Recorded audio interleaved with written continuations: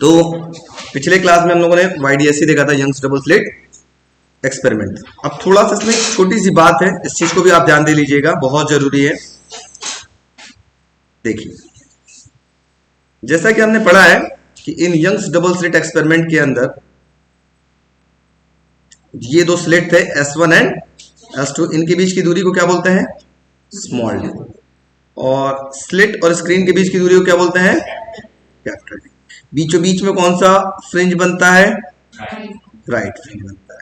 फिर हमने बताया था शायद आपको, ये जो ब्राइट फ्रिंज हो, दूसरा कैसा फ्रिंज था? डार्क फ्रिंज था। तो डार्क को डार्क जैसा बना लेते हैं, देखने में डार्क भी लगे। मान लो ये डार्क है, ठीक है बच्चा, बात नहीं। फिर यहां पर ये ब्राइट ब्राइट डार्क, शायद ऐसा हम लोगों ने पढ़ा था, याद है सबको? अब इसमें जरूरी क्या है? इसमें एक चीज आपको याद रखना है, वो है इंटेंसिटी वर्सेस फेज का कर्व। इंटेंसिटी वर्सेस फेज का कर्व। मैं इस फिगर को थोड़ा सा रोटेट करता हूं और फिर से वापस सीधा कर दूंगा, आपको समझाने के लिए बस रोटेट कर रहा हूं, आप रोटेट नहीं करिएगा, मैं बस आपको समझाने के लिए रोटेट कर रहा हूं, ठीक है? मैं इस फिगर को, लेट अस कंसीडर दैट, ऐसे ले लेता हूं, ठीक है? ध्यान से देखिएगा। तो मैं इधर क्या करता हूं, ये जो एक्सिस है ये रिप्रेजेंट करेगा फेज को, इसको करेगा फेज को, फाई। ये जो एक्सिस है वो किसको रिप्रेजेंट करेगा? इंटेंसिटी को, ठीक है? ऊपर वाला हो गया इंटेंसिटी ऑफ लाइट और ये हो गया फेज एंगल फाई। तो ध्यान से समझिएगा प्लीज, बात नहीं समझ जाएंगे तो काम बन जाएगा। तो मैंने दो कहानी आपको बताया था, एक तुम इधर आ जाओ बेटा, एक इधर आ जाओ, तुम ही इधर आ जाओ ना, दोनों इधर आ जाओ, इधर आ जाओ, अरे किनारे आ जाओ जल्दी से, आंख तुम्हारा कम खराब होगा। अब हम लोगों ने दो चीजें पढ़ा था बेटा, बात नहीं, एक इधर कंस्ट्रक्टिव की बात कर लेते हैं और इधर डिस्ट्रक्टिव। मुझे ये बताओ, कंस्ट्रक्टिव के लिए फेज एंगल का फॉर्मूला मैंने क्या बताया था? कब कब कंस्ट्रक्टिव होता था? कॉस फाई की वैल्यू कितनी होनी चाहिए थी? 1। और ये 1 कब कब होगा? कॉस पाई, कॉस 2 पाई, कॉस 4 पाई, कॉस 6 पाई, कॉस 8 पाई। तो इसको क्या लिखे थे, याद है? प्लस माइनस 2n पाई। याद आ रहा है कुछ? Yes sir. और डिस्ट्रक्टिव इंटरफेरेंस के लिए फाई की वैल्यू क्या थी, जल्दी से बताओ। Very good, very good, plus minus 2n+1 into pi by 2, ठीक है? मतलब पाई बाई 2, इसकी सिर्फ पाई, पाई नॉट पाई बाई 2, ठीक है? अब थोड़ा सा ध्यान दो, इसका मतलब है, यहीं से ध्यान देने वाली बात है, अगर यहां n की वैल्यू हमेशा कहां से स्टार्ट करेंगे? 0, 1, 2, 3 एंड सो ऑन। यहां n की वैल्यू भी 0, 1, 2, 3 एंड सो ऑन, चलेगा? अब ध्यान से मैं एक सिंपल सा कॉन्सेप्ट बना लेता हूं। यहां होता है 0, पाई, 2 पाई, 3 पाई, 4 पाई, 4 पाई, 5 पाई, 6 पाई, 7 पाई, 8 पाई। यहां पर सारे कॉस की वैल्यू होती है 1 और यहां कॉस की वैल्यू होती है माइनस। मतलब यहां पर हो रहा होगा कंस्ट्रक्टिव इंटरफेरेंस और यहां हो रहा होगा डिस्ट्रक्टिव इंटरफेरेंस, याद है ना? चलो, मतलब 0 पाई, 2 पाई, 3 पाई, 4 पाई, इस तरह से यहां पर minus pi, -2 pi, -3 pi, -4 pi and so on. ऐसे चलेगा क्या? अब बताओ जीरो पर कैसा आपके पास बनेगा कंस्ट्रक्टिव इंटरफेरेंस, और कंस्ट्रक्टिव इंटरफेरेंस में इंटेंसिटी कितनी होगी, हाई। और शायद आपको फॉर्मूला बताया था कोहेरेंट सोर्स ऑफ लाइट का, एक फॉर्मूला मैंने निकाला था, ये आया था I is equal to 4 times of I naught cos square 5/2। याद आया था क्या, ये एक हमने बताया था, very important, intensity of light when light from to coherent sources super impose on each other. मैंने बोला था बोर्ड एग्जाम में 100% आएगा, एक छोटा सा डेरिवेशन। हाँ देखो पलट करके, इस पे क्वेश्चन भी बोला था कि आएगा तुम confirm. I is equal to 4 times of I naught cos square 5/2। दिख रहा है क्या वीडियो वाले बच्चों, दिखा आप लोग को, यस नो, वेरी गुड, देखा, वेरी गुड। अब यही इक्वेशन आपका पूरा सब कुछ खेल खेलेगा, ये इक्वेशन आपका सब कुछ खेल खेलेगा। देखो कैसे खेलेगा, ध्यान से देखना। अगर ध्यान दो बेटा, बात नहीं, ध्यान दो। अगर कंस्ट्रक्टिव इंटरफेरेंस होगा तो कंस्ट्रक्टिव मतलब जीरो रख लो फाई की जगह, जीरो मतलब यहां कॉस जीरो की वैल्यू कितना हो जाएगा 1, तो कंस्ट्रक्टिव इंटरफेरेंस के लिए इंटेंसिटी कितनी हो जाएगी 4 टाइम्स ऑफ आई नॉट, हो जाएगा क्या कंस्ट्रक्टिव के लिए, ठीक।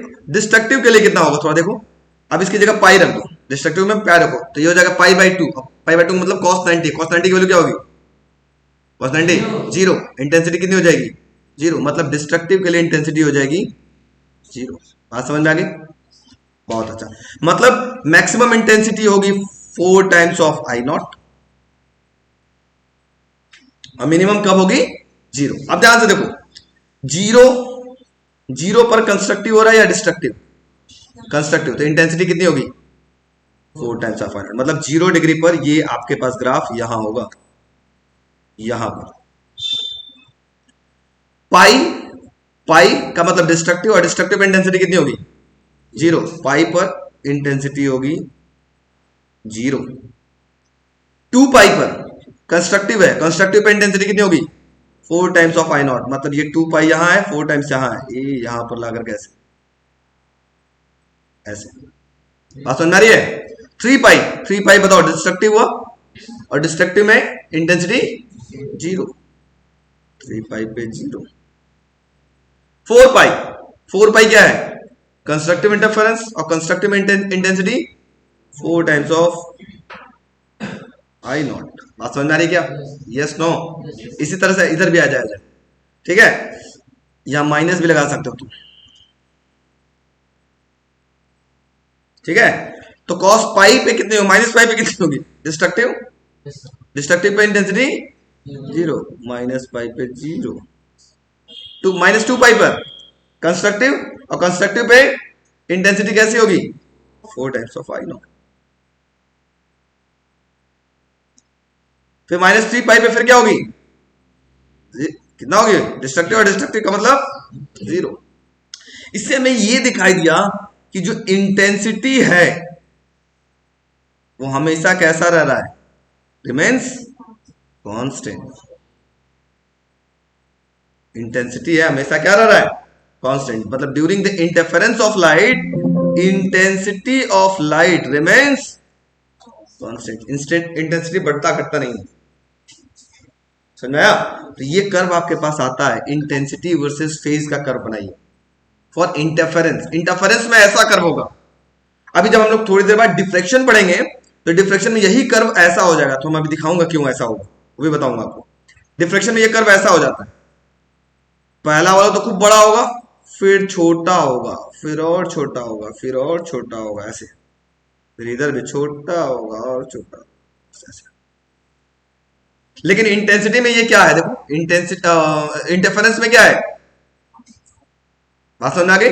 साथ में एक और चीज देखने के लिए मिल रहा है, ये कहलाता है विड्थ ऑफ। देखो ये जो डिस्टेंस है आपके पास, ये जो पोर्शन है आपके पास, ये यहां से यहां तक का जो पोर्शन है ये कहलाता है विड्थ ना। ये जो फ्रिंज विड्थ आती है ना, फ्रिंज विड्थ, अभी मैं बताता हूं फ्रिंज विड्थ क्या होता है। ये जो फ्रिंजेस बने हुए ये सब, ये black dark black dark black dark, इसकी जो विड्थ होती है इसी को हम क्या बोलते हैं फ्रिंज विड्थ। तो चाहे डार्क हो या ब्राइट हो, उनकी फ्रिंज विड्थ क्या होती है सेम। देखो यहां से यहां तक की दूरी और यहां से यहां तक के डिस्टेंस क्या दोनों बराबर दिख रहे हैं कि कम ज्यादा दिख रहे हैं? बराबर दिख रहे हैं, है ना? इसका मतलब चाहे वो डार्क फ्रिंज हो या ब्राइट फ्रिंज हो, फ्रिंज विड्थ हमेशा क्या होती है? इक्वल होती है। क्लियर? तो इस फिगर को हम वापस से घुमा लेते हैं और आपका ओरिजिनल फिगर बन जाएगा। ये इधर हटा देते हैं, ये लिखने की कोई जरूरत नहीं, बस आपको ये कर्व बनाना है। समझाने के लिए मैंने लिखवाया था, इनको मैं करता हूं छूमंतर।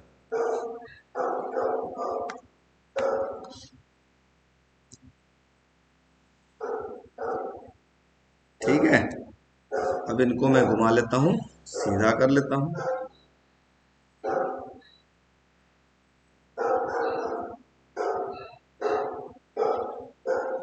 बड़ा बदमाश कुत्ता टाइप है। देखो उसी बहाने देखे देखे एक छोटा सा वो पे पे पे पे कर रहा है भाई, देखो वो भी शेर बन रहा है अपने आप को। समझ में आइए बच्चों कर्व? ये इंटेंसिटी वर्सेस फेज कर्व, ऐसे लिख लेंगे, इंटेंसिटी वर्सेस फेज कर्व।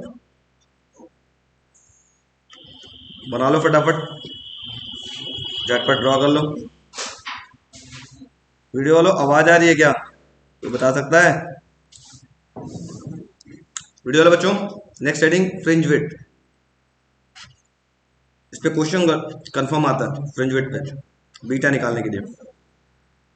दिखाऊंगा कैसे क्वेश्चंस आते हैं। बहुत कम क्वेश्चन एनसीईआरटी में दिए हुए हैं, अदर देन एनसीईआरटी अच्छे अच्छे क्वेश्चन से कराएंगे। देखिए, अब कल मैंने बताया था ना, चाहे वो डार्क फ्रिंज हो या ब्राइट फ्रिंज, दोनों का फ्रिंज विड्थ क्या होता है? सेम। अगर हम यहां ब्राइट फ्रिंज की बात करें, ब्राइट फ्रिंज और एकदम डार्क फ्रिंज, दोनों के फ्रिंज विड्थ क्या होगी? सेम आएगी। कल मैंने एक इक्वेशन निकाला था, देखिए किसको याद है? y के लिए, जिसको हम बोला था इंपॉर्टेंट नहीं है बच्चा, बोला था ना डेरिवेशन नहीं आएगा, लेकिन ये यूज यहां पे हो रहा है, ये आएगा। बताओ कंस्ट्रक्टिव इंटरफेरेंस के लिए y का फॉर्मूला क्या था?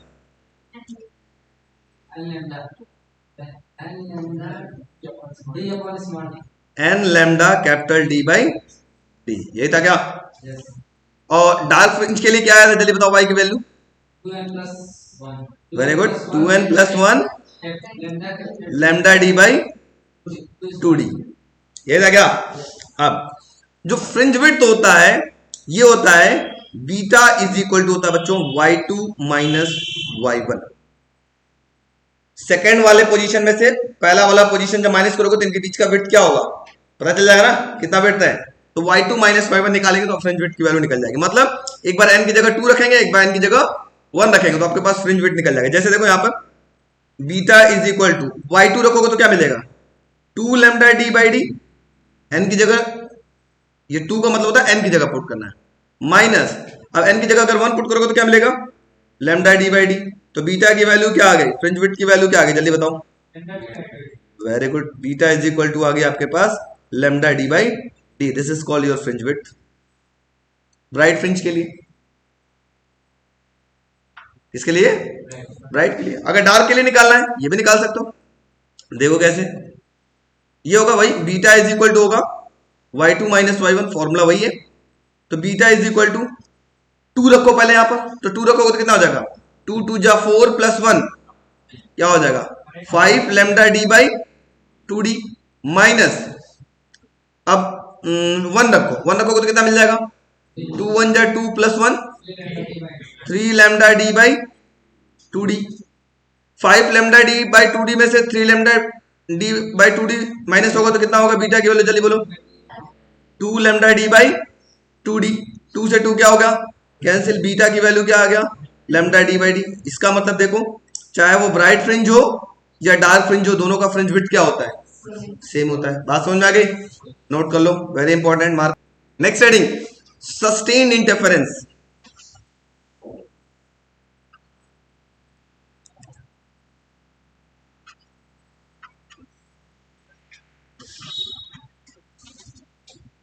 ये भी वेरी वेरी इंपॉर्टेंट,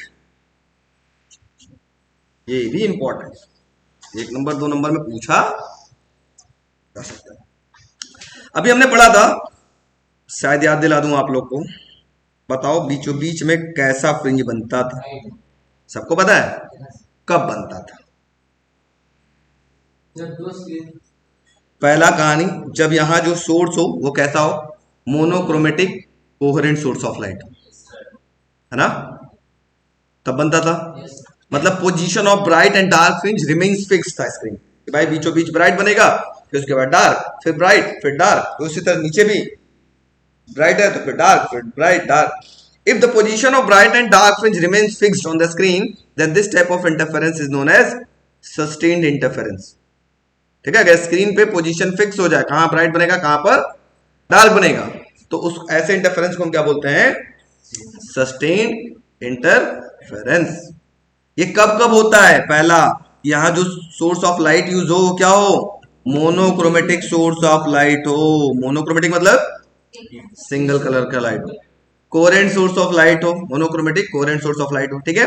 दूसरा, अगर ये स्क्रीन को मैं उठा करके बहुत पास ला दूं, क्या यहां पर फ्रिंजेस दिखाई देंगे? नहीं दिखाई देंगे. याद करो उस दिन हम स्क्रीन के एकदम क्लोज लेके चले गए थे, तो फ्रिंज दिख रहा था? नहीं दिख रहा था. जैसे हम दूर आए, हम लोग उस दीवार पे दिखाया तो बड़ा बड़ा एकदम दूर दूर दिखने लगा. इसका मतलब ये स्क्रीन और स्लिट के बीच की दूरी बहुत छोटा नहीं होना चाहिए. बहुत छोटा होगा तो फ्रिंज क्या होगा? डिसअपियर हो जाएगा. ठीक है. दूसरा चीज, जो लाइट हो कंटिन्यूअसली एमिट होना चाहिए. ये नहीं कि भुक भाग बल्ब जलता रहे, करता रहे. जैसे हमारा एक लाइट था, कौन सा? ये वाला. इसमें एक डिजाइन वाला भी है. एक तो ये सिंपल जल रहा है, एक ये सिंपल जल रहा है, ये भुक भाग कर रहा है. ऐसे अगर होगा तो आपको bright and dark fringes obtained screen पे दिखाई नहीं देगा. बात समझ में आ गई? Light should emit continuously. अब ये दो एक और चीज वेरी इंपॉर्टेंट, दो स्लिट के बीच की दूरी बहुत छोटा होना चाहिए, बहुत ज्यादा बड़ा नहीं होना चाहिए ना. स्मॉल डी की वैल्यू बहुत बड़ी नहीं होनी चाहिए. देखो मैंने, याद होगा जब पिन और ब्लेड लगाया था, बहुत करीब लगाया था, उनके बीच की फासला कितनी थी? बहुत कम थी. बहुत दूर हो जाएगा तो फिर इंटरफेरेंस पैटर्न नहीं दिखाई देगा, समझ में नहीं आएगा कहां डार्क और ब्राइट फ्रिंजेस बन रहे हैं. ये ज्यादा दूर नहीं होने चाहिए. ठीक है. तो ऐसे बहुत सारे कंडीशंस हैं जिनको पूछा जाता है बोर्ड एग्जाम में. What are the necessary condition for sustained interference? ठीक है. तो लिखो heading, sustained interference. Sustained interference लिखो फटाफट. तब तक हम तुम लोग का मसाल जला देते हैं, थोड़ी TIR दिखा देंगे आज. देखो sustained interference, if the position of bright and dark fringe, if the position of bright and dark fringe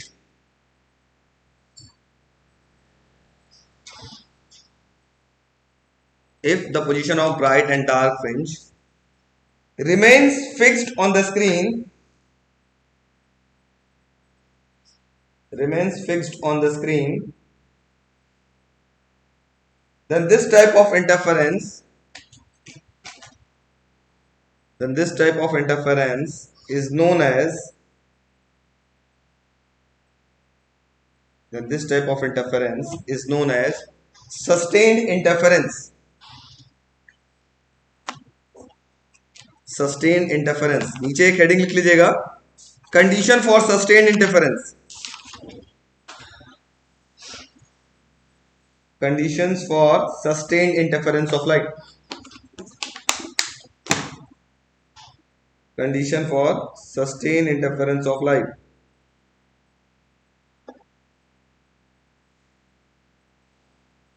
पहला लिखिएगा, two sources must be coherent source of light.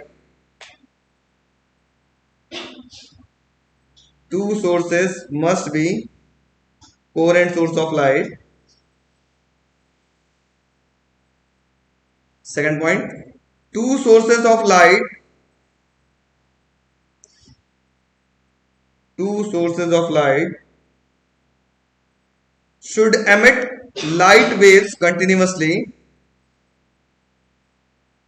should emit light waves continuously.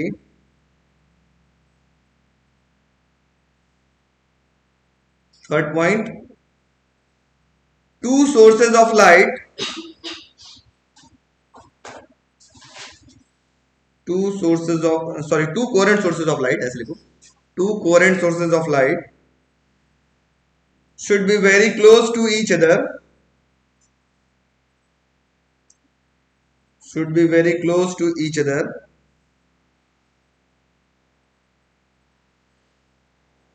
Next point, two coherent source of light should be narrow, two coherent source of light should be narrow,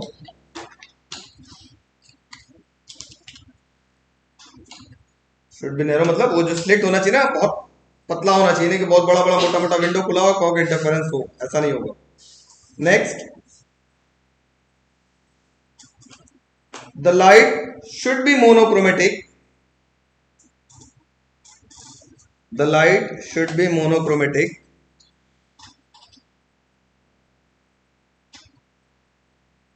the light should be monochromatic. Next point, the distance of screen, the distance of screen from the coherent source of light, from the coherent source of light, the distance of a screen from the coherent source of light should not be very small, should not be very small,